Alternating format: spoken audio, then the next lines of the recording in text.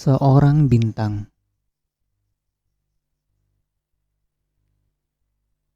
Apa? Kok seperti tidak suka? Ada saja pemahaman yang membuat kalian risih. Kenapa dengan bintang kelahiranku? Taurus bagus kok. Dia pinter, santuy, ganteng dan juga cantik. Agak sedikit meninggi, Yora berbicara sambil berusaha memotong kukunya menggunakan jari-jari di tangan kanannya. Weekend di pagi hari. Komplek kontrakan di sebuah parkiran. Perempuan itu berteriak kencang memanggil bapaknya.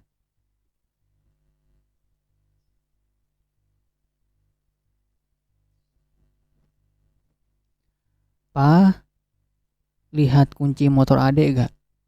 Kemarin adek simpan di samping saku kanan tas silver pemberian teman adek pas ulang tahun. Tas yang sering adek pakai ini loh.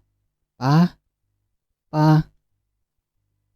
Perempuan itu turun dari sepeda motor mediknya sambil sedang mencari di tas yang perempuan itu bawa dan berjalan mendekati pintu lalu masuk ke rumah kontrakan menghampiri bokapnya yang sedang menjahit baju kostum jersey warna merah. "Barusan kamu ngapain sampai teriak, Dek? Kan bisa pelan-pelan manggilnya." Papa yang mau nyahut juga kayaknya ndak bisa menandingi suaramu. Kalau pegang handphone mendingan papa telepon saja kamu biar bicara di telepon saja.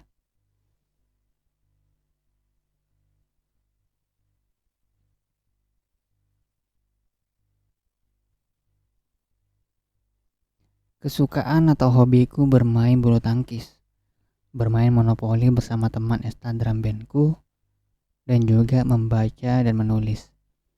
Salah satu hobi itu adalah hobi lama aku.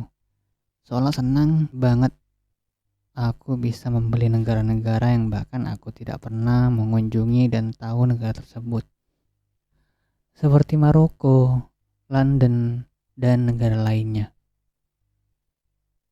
Bukannya London itu kota sejuta umat di Inggris yang orang-orang banyak tahu.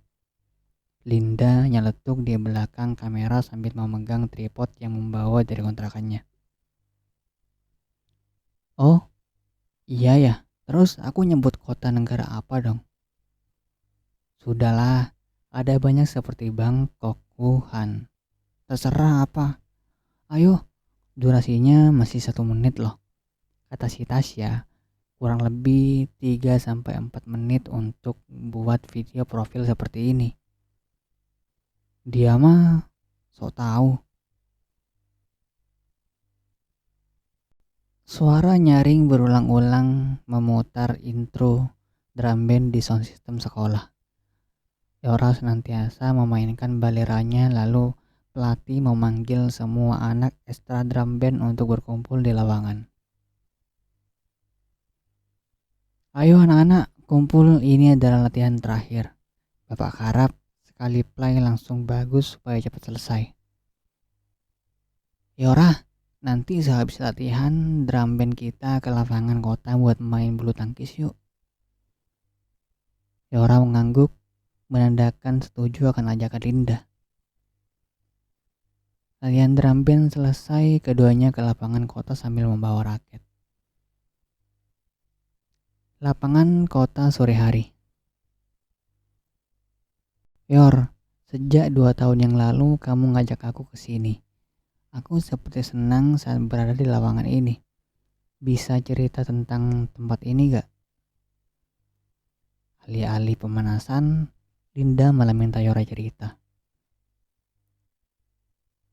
"Ya, tempat ini ya lapangan umum yang digunakan orang-orang untuk olahraga khususnya bulu tangkis. Tempat yang menurutku terdapat kenangan tidak terlalu jelek juga untuk diingat nantinya." Pembicaraan Yora membuat orang seperti Linda ingin terus mendengarkan dengan muka Linda yang berpikir kosong dan diisi oleh kata per kata yang Yora ucapkan. Lanjut, lanjut. Linda yang awalnya duduk di samping Yora berbalik badan dengan kaki kanannya diangkat ke atas dengan setengah bersila. Tempat ini adalah tempat di mana setiap hari dari salah satu tempat yang sering aku kunjungi. Dengan membawa raket pembelian bapakku, aku berjalan setiap sore sesudah menonton televisi sehabis pulang sekolah. Ekstra bulu tangkis di SMP ku waktu itu belum ada. Dan ini adalah kegiatan inisiatif menyarankan untuk aku jadikan hobi. Linda menyahut, "Yora, apa sih hobi menurut kamu?" "Kesukaan. Suka dan senang melakukan kegiatan tersebut." Yora menjawab, "Iya, sesederhana itu. Meskipun aku tidak mengerti kebiasaan aku bermain bulu tangkis ini terbentuk dari keinginan hati atau kegiatan yang dilatih terus-menerus dan kebiasaan senang itu baru muncul. Aku hanya senang selagi memegang raket ini.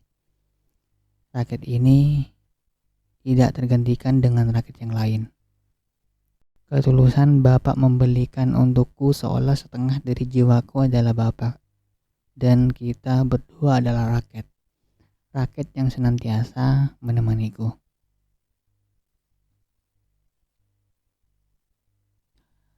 Juara satu dimohon berdiri dan naik ke podium.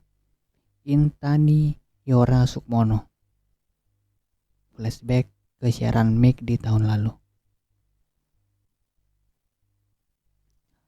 Waktu itu bapakku membelikan raket ini dari hasil kerjanya dengan uang hasil membuka kelas seminar dan webinar berbayar yang mempromosikan di blogernya. Bapakku adalah seorang penulis kabar berita olahraga. Beliau sangat suka dengan Taufik Hidayat, mantan atlet bulu tangkis timnas yang sering juara dunia itu. Aku bermain bulu tangkis, sering menjuarai lomba tingkat SMA, bahkan juara provinsi dengan mewakili kabupaten 3 tahun berturut-turut dengan raket ini.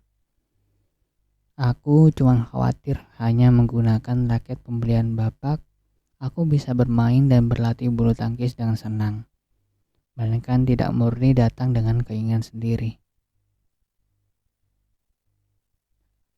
Kok aku kagum ya, kamu itu beruntung banget Yor, bisa sering dapat juara. Jangankan juara, aku saja. Wait, kenapa?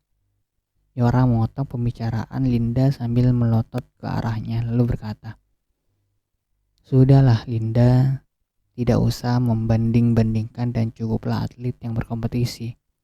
Cerita nasib aku dan kamu jangan. Aku juga tidak bakalan terus-terusan memegang raket dan bermain bulu tangkis.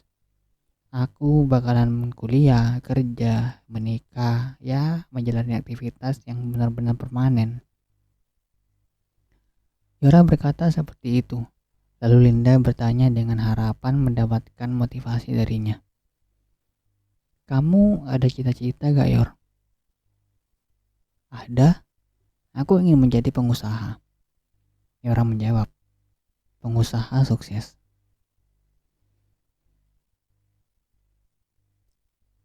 Di hari yang sama di tanggal yang berbeda, setelah pulang sekolah seolah menjadi waktu yang tepat untuk sekedar bersih-bersih kontrakan lalu memasak untuk makan malam bersama bapaknya. Baca buku bentar dan menulis. Menurutnya itu adalah salah satu aktivitas investasi jangka pendek yang bisa panjang juga, yang terlampau pendek juga sih, karena nanti malamnya sudah akan berantakan lagi. Berpahaman di situ dulu dengan susah payah memasak dan kerumitan mencuci piring, membasuh beras lalu memasak menggunakan rice cooker. Tunggu sekitar 40 menit dan nasi bakalan matang untuk dimakan. Beberapa ada usaha kecil yang lalu dibayar dengan bonus kenyang. Seperti sudah terungkap kenapa aku sekarang kurang berani jika memikirkan masa yang akan datang. Tidak hanya sesimpel akan berhenti bermain bulu tangkis lagi seperti yang aku ceritakan ke Linda. Tapi kali ini kurasa tidaklah main-main. Awal mula yang membuatnya merasa bersalah dan itu bentuk rasa ketidaksabaran yang pertamanya tidak meyakini kalau uang investasi pertama di salah satu aplikasi itu tidak bakalan cair atau terjual. Seperti merasa stres dan seperti banyak tampak menumpuk apa yang dipikirkan. Kalau tanpa uang yang dicoba belikan instrumen produk investasi secara praktek langsung itu sesuai pemahamanku, kebutuhan bulananku tidak bakalan terpenuhi dalam 1 bulan itu. Tanpa uang itu aku tidak bakalan belanja. Hingga lalu kemudian mencoba nelfon Tasya yang tidak tahu sedang di mana sekarang. Biasanya sekarang lagi sibuk live streaming di akun Instagramnya. Biasalah selebgram. Dengan perasaan yang sungkan, berbicara sama Tasya lewat telepon. Tasya, aku mau pinjam uang 50.000. Dengan itu Tasya menjawab, tapi aku lagi gak ada cash. Biar aku cari dulu di saku, siapa tahu ada. Terasa tidak keberatan si Tasya. Entah apa artinya dan lalu kemudian aku menghampiri kontrakan dan dia menjulurkan tangannya dengan uang 100.000. Aku mencari handphone dan melihat jam untuk mengetahui jam berapa Tasya meminjamkan uangnya yang lalu aku mengembalikan di waktu yang sama. Segitunya aku berpikir tentang pinjam meminjam. Singkatnya di hari yang bersamaan uang yang dicairkan di reksadanaku malah terjual. Disitulah aku seolah kurang sabar. Semikian sabar menunggu hasil investasi itu terjual, maka tidak bakalan pinjam uang sama Tasya. Entah apa dengan aku merasa bersalah akan kejadian ini. Agak sedikit berlebihan. Biasanya tidak pernah seperti itu ke Tasya dan juga Tasya biasanya tidak sebaik itu. Ruang depan tempat makan. Yora dan bapaknya mempersiapkan makan malam. Sambil bicara kuliah dan hobinya menjadi atlet bermain bulu tangkis. Tapi bapaknya menawarkan hal lain. Dek Yora. Iya pak. Aku menjawab panggilan papa sambil menyiapkan piring. Papa berkata,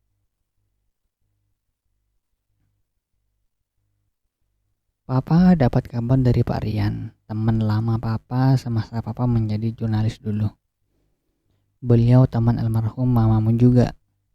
Nah, selagi kemarin dia kesini mengambil pesanan jersey untuk tim mahasiswa di fakultasnya, dia menawarkan papa untuk memasukkan kamu untuk daftar biaya siswa jalur prestasi.